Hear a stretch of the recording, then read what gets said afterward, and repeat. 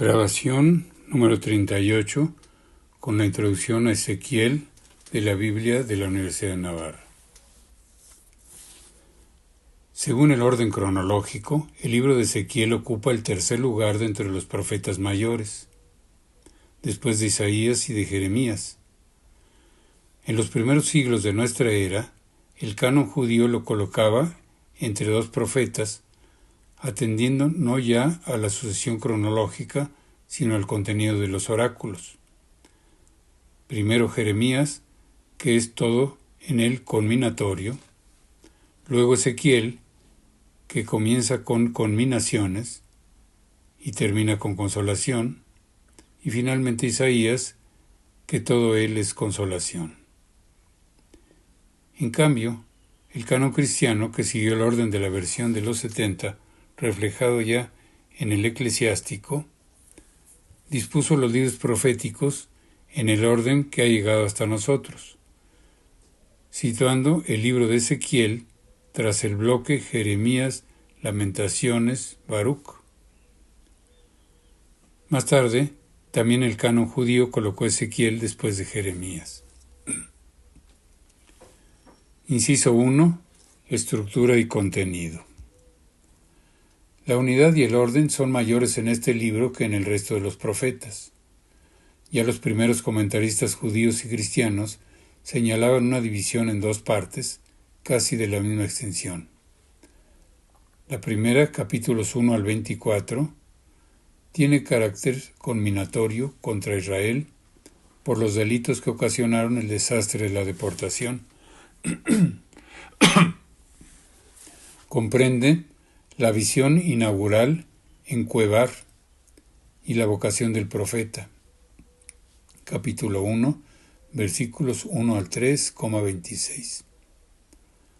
Las acciones simbólicas y los oráculos que anuncian el asedio de Jerusalén, capítulos 4 a 7, la teofanía en el templo con la denuncia de los pecados ahí cometidos, capítulos 8 al 11, y los oráculos de condena de Judá e Israel ante la inminente invasión babilónica, capítulos 12 a 24.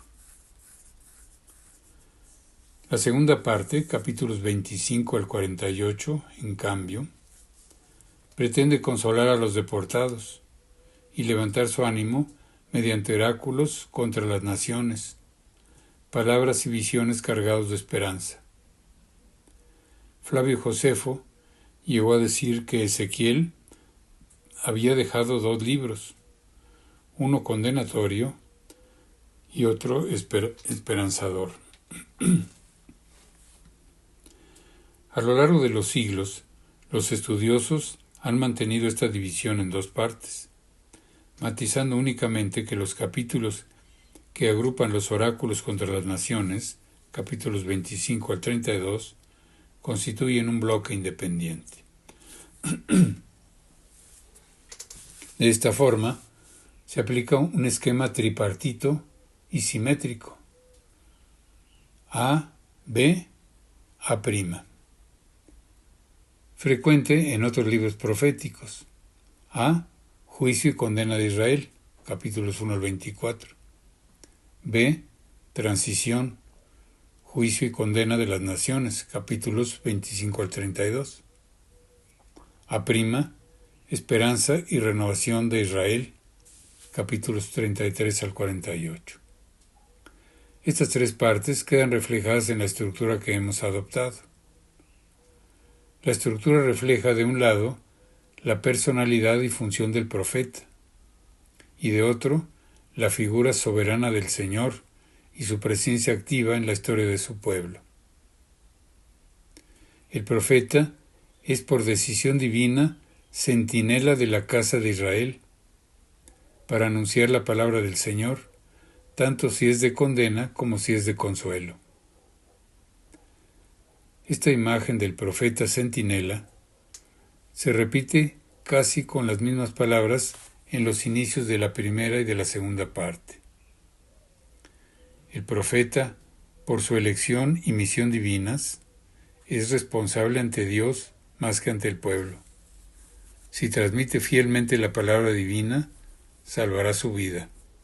Pero si por miedo no comunica las amenazas divinas, será responsable de la suerte del malvado. Con todo, no se le hará responsable del comportamiento de sus oyentes, puesto que cada uno, el justo y el malvado, cargará con las consecuencias de su propia conducta. El profeta solo rendirá cuentas de su fidelidad a la hora de comunicar lo que Dios le indique. La figura del Señor, y más precisamente su presencia en medio del pueblo, que se manifiesta en lo que el profeta denomina la gloria de Dios, es el elemento clave en la estructura del libro, como se muestra en las tres grandes visiones. En el capítulo 1, la gloria de Dios se manifiesta de forma extraordinaria a Ezequiel, que está lejos de la tierra prometida, entre los deportados de su pueblo, junto al río Quebar. Así, desde el principio del libro, queda claro que el Señor no deja desatendidos a los suyos en el momento de mayor desventura. Al contrario, los acompaña incluso en un país extranjero e impuro. En el centro de la primera parte, capítulos 8 al 11, se relata una nueva visión sobrecogedora, la gloria del Señor. Abandona el templo y la ciudad como consecuencia de los pecados cometidos por el pueblo en el recinto sagrado. Finalmente, en los últimos capítulos del libro, se describe la visión de la gloria inaugurando el nuevo templo y tomando posesión de él. La gloria de Dios de Israel entraba por el camino oriental y entró en el templo por la puerta que da a oriente. Si el castigo divino, la destrucción de la ciudad y la deportación de los judíos si el castigo divino, la construcción de la ciudad y la deportación de los judíos eran consecuencia de que la gloria de Dios había abandonado Jerusalén y el templo, la restauración lleva consigo el retorno y el establecimiento de la gloria divina en el centro de la tierra prometida. Inciso 2. Composición. En comparación con otros libros proféticos, el de Ezequiel contiene elementos sorprendentes que, aun siendo muchos y muy variados, incluso paradójicos, conservan una lógica interna extraordinaria. Muchos comentaristas consideran que el libro fue compuesto directamente por el mismo profeta después de que pronunciara los discursos, tuviera las visiones o llevara a cabo las acciones simbólicas. Es decir, así como en los libros de Isaías o Jeremías cabe distinguir entre los oráculos que proceden del propio profeta o de su época y los que han sido añadidos después, en el de Ezequiel los intentos de buscar estratos superpuestos han resultado vanos, porque todo el libro, ideas, esquemas, recursos literarios, etc., está orientado a llamar la atención de un lector más que de un oyente. Seguramente estamos ante el primer profeta que puso por escrito los oráculos y los gestos de su actividad profética. Al menos esta es la conclusión a la que se puede llegar después de comprobar las principales peculiaridades del libro. Ezequiel tiene muchos puntos de contacto con los profetas anteriores a él. En efecto, hace uso de fórmulas que evocan la profecía antigua presente en Elías, Eliseo y los profetas extáticos. Pero sobre todo, muestra gran afinidad con Jeremías. Ezequiel no menciona expresamente al profeta de Anatot, pero uno y otro explican el destierro como castigo por los pecados y utilizan muchas expresiones que son propias de ambos, como por ejemplo el lamento por los malos pastores. La fórmula seréis, serán mi pueblo. Yo seré vuestro, su Dios, etc. Temas característicos de Jeremías, como por ejemplo la alegoría de las dos hermanas, son retomadas por Ezequiel. Sin embargo, si se comparan los escritos, el estilo de Ezequiel es mucho más reiterativo y barroco.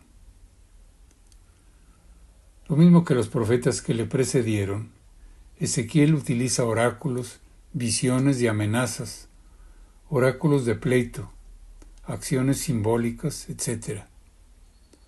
Pero mezcla otros géneros menos proféticos, como parábolas, alegorías, proverbios sapienciales, casos legales, poemas, etc.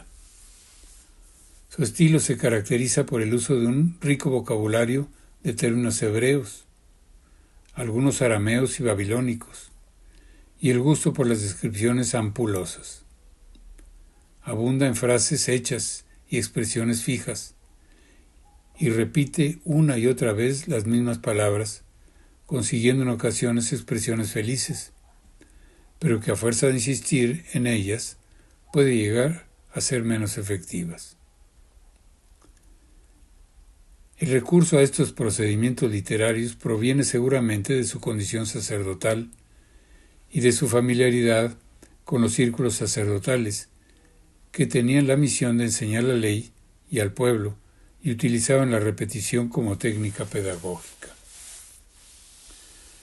Ezequiel, como se ha dicho, utiliza con frecuencia metáforas, alegorías, poemas, etc. Así, por ejemplo, describe la historia de Israel bajo las imágenes de la esposa infiel y de las dos hermanas esposas. Elabora composiciones breves y expresivas como la de la cepa inútil, la de las dos águilas, el cedro escatológico, la leona y sus cachorros, el bosque en llamas, la olla puesta al fuego, etc. Y poemas apasionados, como el de la espada, inspirado probablemente en un canto babilónico más antiguo, y recorre con frecuencia al lenguaje jurídico y a la controversia.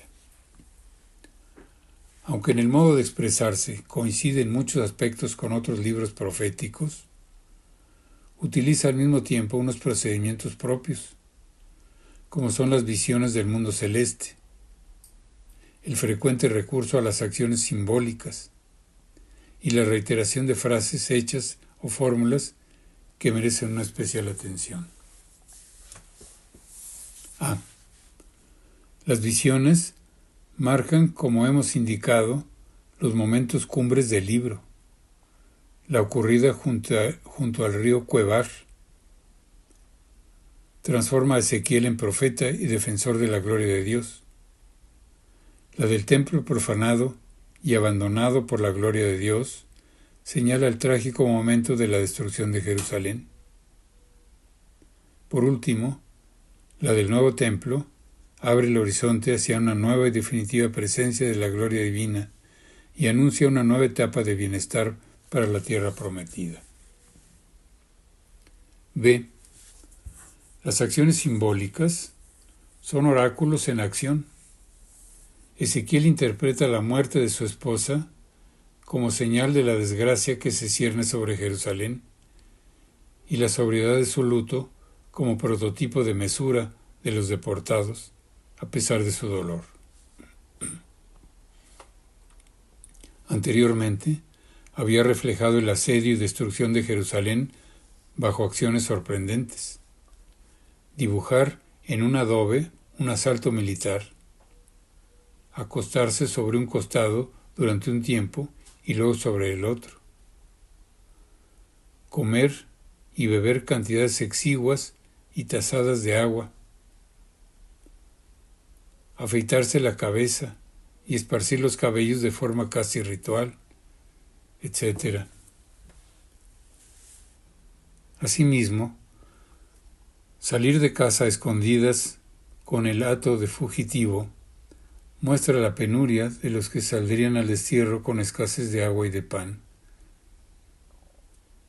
Otros gestos, como batir palmas o patalear, volverse hacia los que conmina, lanzar gemidos, etc., reflejan la intensidad de las manifestaciones externas del profeta. Algunos comentaristas han interpretado estas acciones simbólicas como meros recursos literarios que nunca se llevaron a efecto. Otros las aceptan como reales. La mayoría han entendido su valor pedagógico sin encontrar motivos suficientes para negar su historicidad. C. Las fórmulas fijas son frecuentes y forman parte de la técnica pedagógica del sacerdote Ezequiel. Unas son solamente recursos de estilo para introducir una visión. Miré y vi, como en Ezequiel capítulo 1, 4, o capítulo 10, 1, o un oráculo. Me fue dirigida la palabra del Señor, como en Ezequiel 6, 1 y 7, 1, etc. Otras tienen mayor calado doctrinal. Entre estas últimas cabe destacar dos. Hijo de hombre.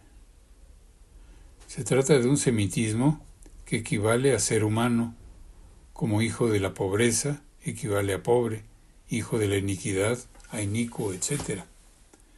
En general, puede considerarse como fórmula cortés para evitar el pronombre personal.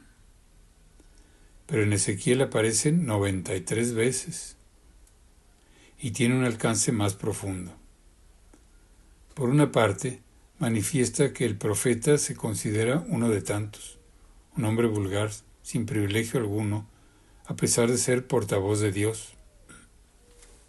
Por otra, indica que ante el Señor, Dios soberano, que deja entrever su gloria, Ezequiel es solo un hombre, una criatura débil e insignificante. Es decir, enseña así que entre Dios y el hombre hay una distancia insalvable. Finalmente, muestra la solidaridad con los de su pueblo, pues el profeta no es un individuo aislado, separado de los suyos, al ser enriquecido por el mensaje divino. Más bien se considera hijo de los suyos, miembro de la comunidad israelita a la que Dios se dirige por mediación de él. Tú sabrás que yo soy el Señor, con las variantes, vosotros sabréis, ellos sabrán. Es una fórmula que ordinariamente cierra un oráculo o que se introduce a raíz de una intervención divina. En Ezequiel se encuentra en 54 ocasiones. La segunda parte de la frase, yo soy el Señor, expresa, como en la literatura sacerdotal, la autoridad suprema de Dios que cumple lo que promete. Por eso, solo Él puede imponer al hombre obligaciones indiscutibles. De alguna manera, es una expresión abreviada de la fórmula que en los textos deuteronomistas introduce la alianza. Yo soy el Señor, tu Dios, que te ha sacado del país de Egipto, de la casa de la esclavitud. La primera parte, sabrás, sabréis, indica que toda intervención de Dios, de palabra o de obra, es reveladora de su persona. El Señor, que es trascendente al mundo, no es ajeno a la vida de los hombres, ya que quiere que todos se salven y conozcan la verdad. Para Ezequiel, la verdad más importante que todos pueden y todos deben conocer es que Dios es soberano de la creación y de la historia y que actúa con libertad y dominio. El Señor no está supeditado a ninguna criatura. los hombres terminarán reconociendo su poder y su querer. Inciso 3. Personalidad de Ezequiel y marco histórico. La única fuente para obtener datos sobre la personalidad de Ezequiel, que significa Dios es fuerte o Dios fortalece, los lugares donde vivió y la esclavitud que desarrolló, es el libro que lleva su nombre. Hoy en día nadie duda de la existencia del profeta ni del momento de su actividad. El período más crítico de Israel, con la destrucción de Jerusalén y la deportación de una parte del pueblo a Babilonia. Ezequiel, hijo del sacerdote Busí, era por linaje sacerdote. El año 597, todavía muy joven, formó parte del grupo de los primeros deportados por Nabucodonosor. El año quinto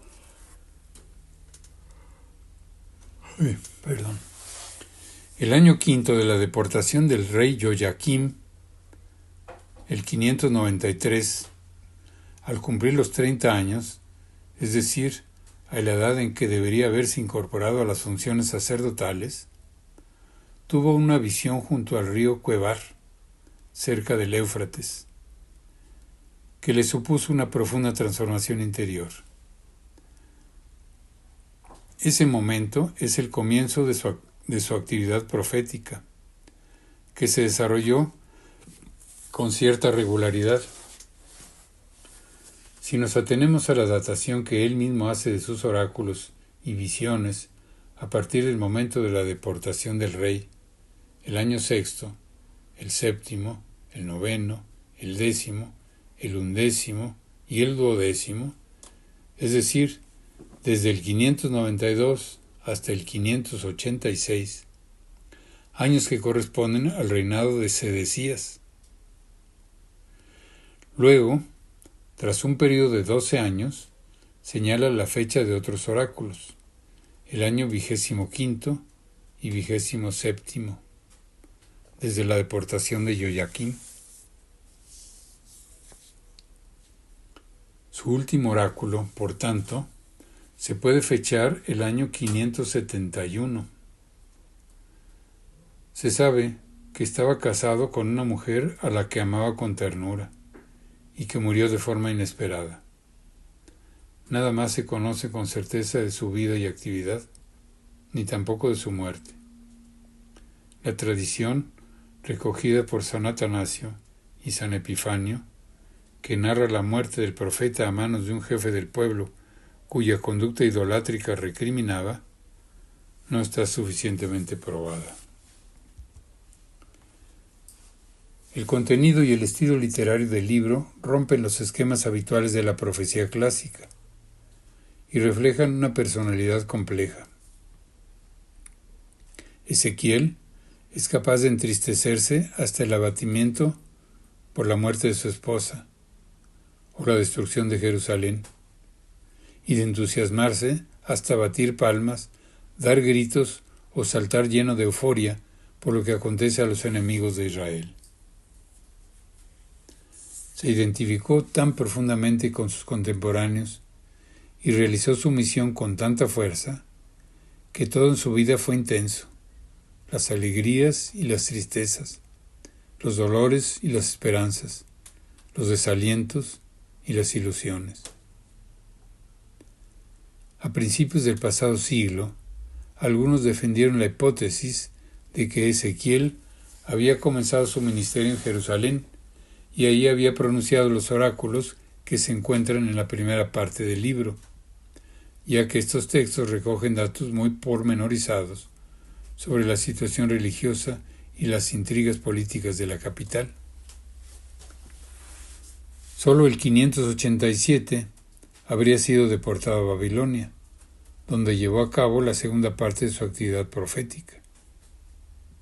Sin embargo, no hay pruebas suficientes para asegurar la existencia de este doble ministerio, y hoy en día casi todos aceptan una sola actividad profética que se desarrolló en Babilonia.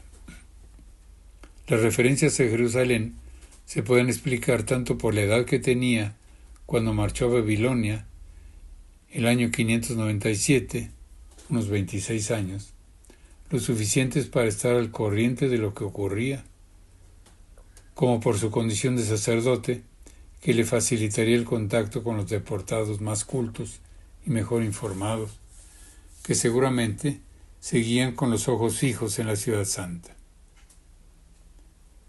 Un tema todavía no resuelto es si Ezequiel se dedicó más a predicar que a escribir.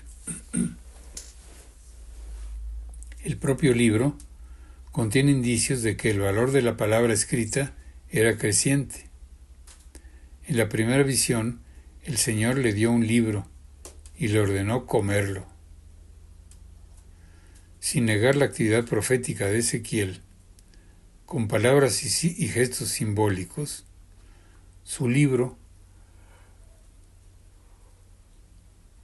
más que ningún otro de los proféticos, es obra de una sola mano con escasas adiciones posteriores.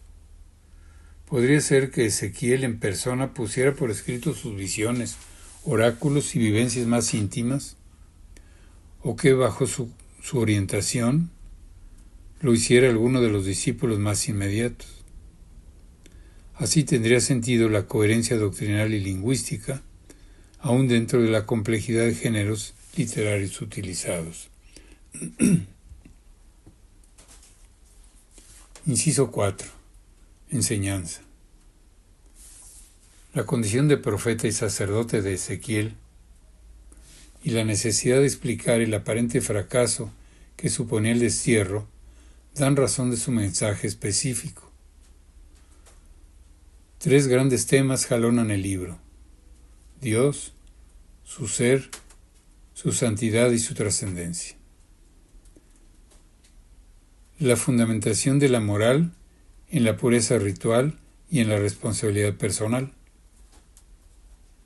Y la esperanza en la salvación, que supone una modulación de la doctrina mesiánica tradicional.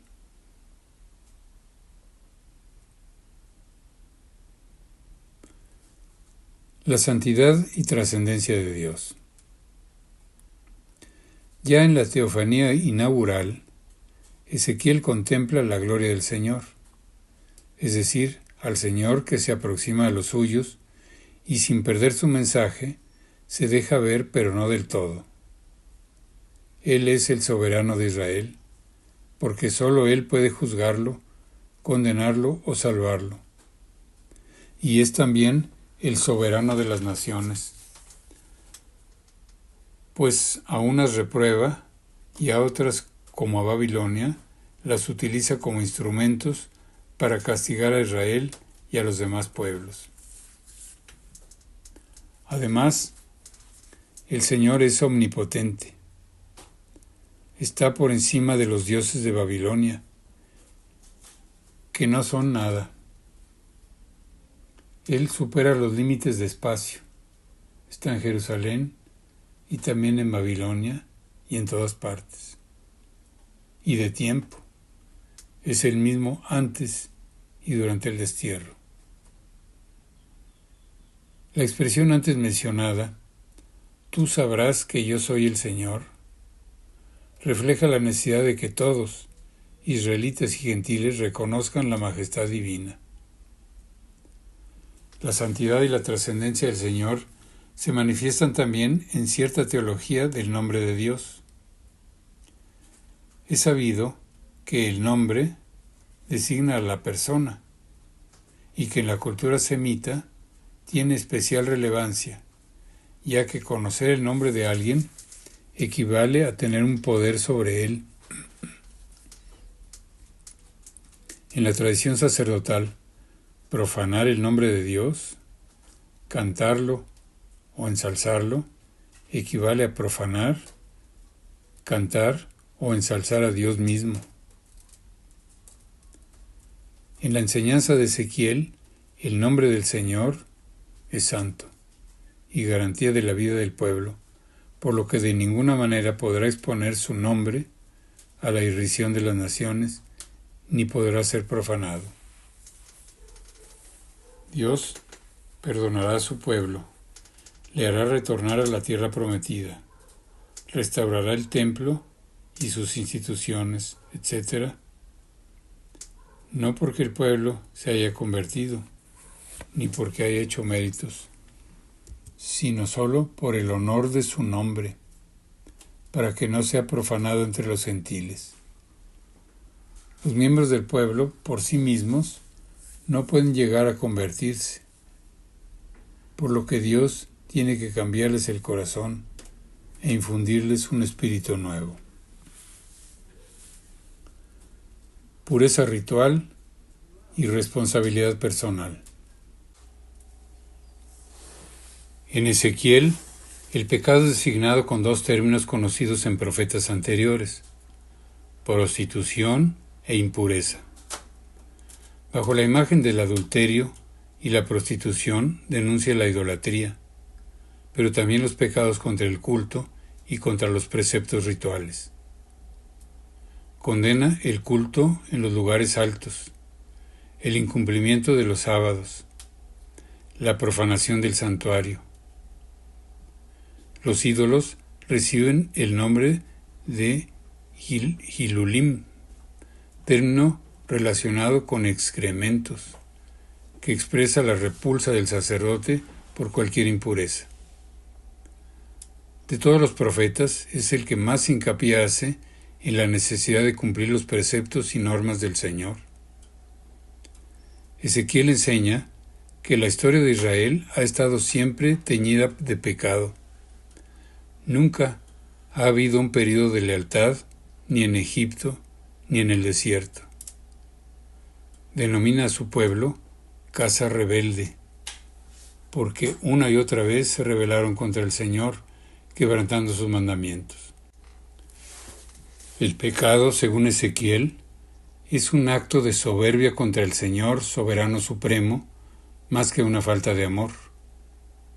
Un acto de menosprecio de los dictados divinos, más que una deslealtad. El pecado, por eso, tiene connotaciones legales más que morales, en cuanto que subraya más la infracción de la norma que la ofensa a Dios. Cada generación es responsable de sus propios actos y tendrá que cargar con el castigo inapelable que merezca. Más aún, cada persona cargará con las consecuencias de sus pecados, no con los de sus antepasados. De esta manera, Ezequiel explica las causas que motivaron el destierro. No fue el comportamiento de los antiguos, sino el de los propios deportados.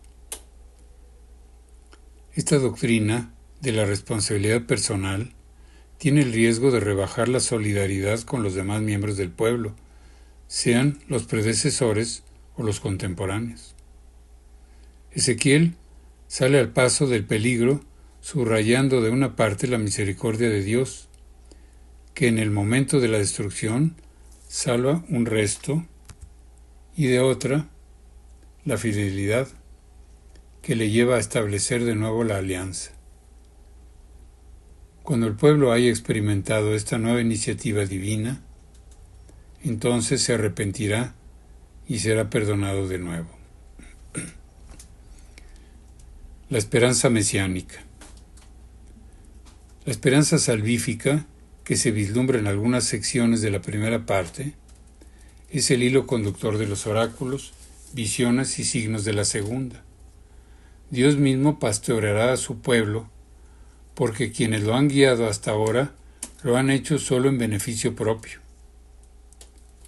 No volverá a establecer un rey en el trono de Israel, pero suscitará un príncipe a quien le otorgará la heredad de David, al que concederá privilegios especiales. La mención de David no pretende reforzar la sucesión dinástica que nunca más volverá a darse en Israel. Únicamente subraya que el príncipe ideal llevará a cabo una alianza de paz semejante a la establecida con David para vivir con sosiego. Ezequiel, por tanto, modifica la antigua doctrina mesiánica que ponía su esperanza en un rey descendiente de David y fomenta la esperanza en Dios mismo, que dará vida a su pueblo por sí mismo o mediante su espíritu. Inciso 5. El libro de Ezequiel a la luz del Nuevo Testamento.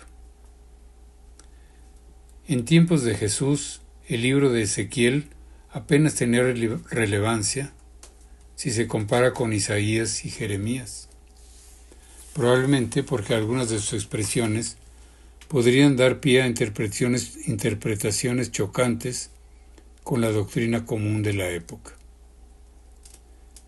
Las visiones, en especial la del carro de fuego, podrían originar imaginaciones extrañas, como había ocurrido en algunos libros apocalípticos y como ocurriría en la Edad Media en la corriente mística judía denominada Cábala.